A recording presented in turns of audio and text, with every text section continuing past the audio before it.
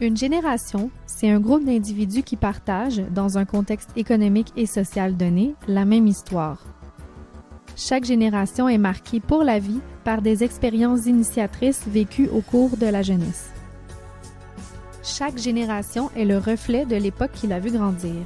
Les inventions, les nouvelles technologies, les grandes crises politiques et économiques ne sont que quelques-uns des phénomènes qui sculptent les caractéristiques, les aspirations et les valeurs qui seront portées par une génération.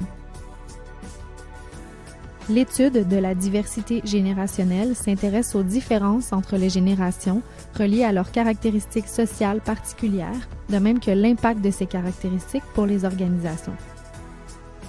Attention toutefois, ces caractéristiques ne viennent pas effacer celles d'un individu. Il s'agit plutôt d'une tendance générale intéressante à analyser dans une perspective sociale et globale.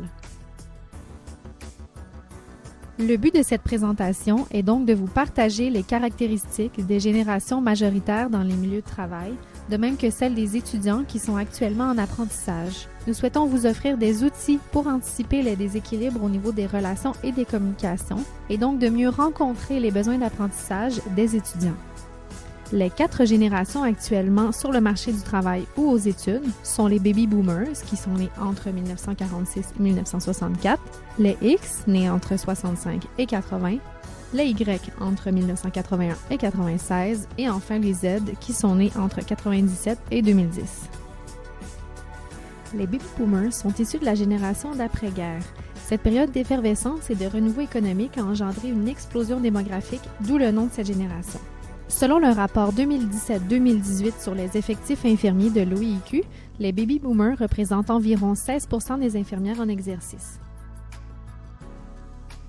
La littérature rapporte que les baby boomers se définissent comme individus par leur travail. On dit d'eux également qu'ils vivent pour travailler. Ils valorisent le travail acharné, font preuve de loyauté envers leur employeur et accordent de l'importance à la hiérarchie. La génération X a vécu une période caractérisée par des instabilités politiques, économiques et familiales.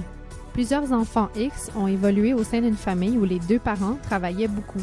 C'est pourquoi les enfants de cette génération sont qualifiés de latchkey kids ou enfants à la clé au cou.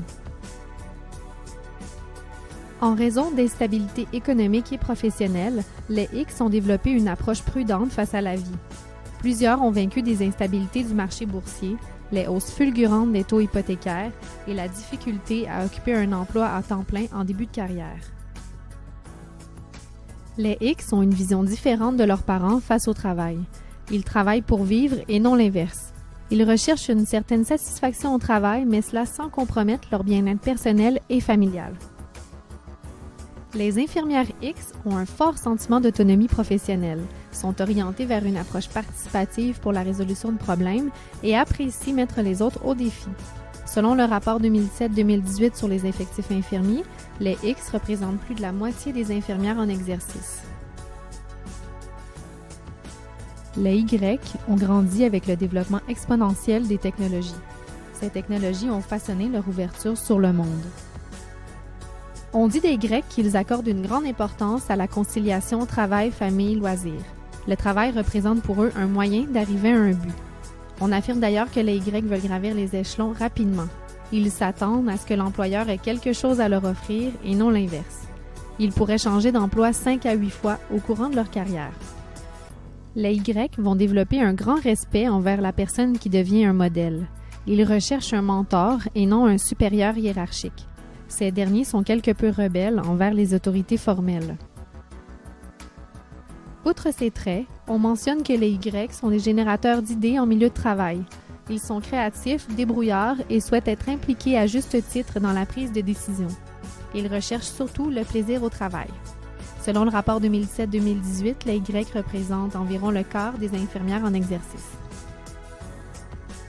Les Z sont nés au milieu des années 90 et plusieurs auteurs avancent que l'année 2010 marquerait la fin de cette génération. Les Z n'ont jamais connu un monde sans Internet ni terrorisme. La naissance de l'Internet serait d'ailleurs l'événement qui marque le début de cette génération. La génération Z représente environ 6% de l'effectif infirmier.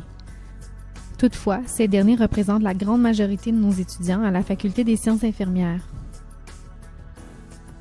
Les Z ont reçu une éducation basée sur la créativité qu'ils souhaitent exprimer en contexte professionnel. Ils recherchent aussi la satisfaction au travail. Ce dernier est un outil pour se développer personnellement. Enfin, les Z ont soif de stimulation et veulent éviter à tout prix l'ennui. Comme la plupart des étudiants que vous recevrez en stage sont issus de la génération Z, nous nous intéresserons particulièrement à leurs caractéristiques et ce qui les influence. Ce qui définit le plus spécifiquement cette génération est qu'ils ont grandi avec Internet et les technologies qui y sont associées. Ceci peut expliquer les caractéristiques qui suivront. On observe chez les Z un désir d'immédiateté qui s'explique par l'habitude d'utiliser Internet et l'instantanéité de l'information qui en découle. Ils ont aussi un temps de concentration qui est limité, qui est relié à l'infobésité des médias sociaux consultés. On constate qu'ils ont des ressources de recherche limitées au téléphone intelligent. En effet, étant peu habitués à chercher dans les livres, les Z peuvent être déstabilisés lorsqu'une information ne se retrouve pas sur Internet. Par ailleurs, puisqu'ils lisent moins, relié à l'utilisation des réseaux sociaux, on constate une diminution de leur capacité de lecture. Les Z ont une confiance en soi qui est facilement ébranlable. Ils ont aussi des habiletés sociales qui sont modifiées, reliées à l'utilisation des réseaux sociaux. Cela entraînerait comme conséquence une augmentation des taux d'anxiété et de dépression chez cette génération.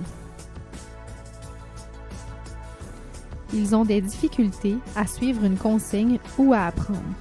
En effet, on constate une perte d'habitude de faire un effort. Comme le professeur est là pour répéter autant de fois que nécessaire et que l'information est disponible partout, tout le temps, pourquoi mémoriser? Lire et écrire devient plus ardu, car les réseaux sociaux sont basés sur l'image et moins sur la compréhension de texte. L'infobésité diminue aussi la concentration des étudiants et rend l'apprentissage plus ennuyeux. Ils utilisent de moins en moins les emails, ils préfèrent les textos qui sont plus rapides.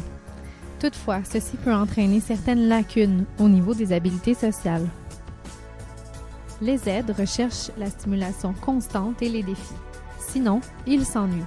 Ceci fait en sorte qu'ils sont plus ouverts au changement si ce changement représente un défi. En ce sens, leur éducation est plutôt basée sur la créativité, ce qu'ils veulent exploiter dans leur vie professionnelle. Les Z recherchent un équilibre qui favorisera les activités personnelles, qu'elles soient planifiées ou non, donc un emploi qui permettra flexibilité et spontanéité. Ils sont plus stables et loyaux et recherchent la sécurité. Ceci est entre autres lié à leur manque de confiance. Les jeunes de la génération Z s'attendent aussi à un soutien qui s'apparente à celui de la famille et des parents. Par exemple, des encouragements, de l'aide, des rappels. Enfin, ce qui caractérise les Z est qu'ils sont plutôt ouverts à la différence. Ils ont moins tendance à catégoriser. Ils sont très ouverts à la diversité des genres, des styles et des cultures.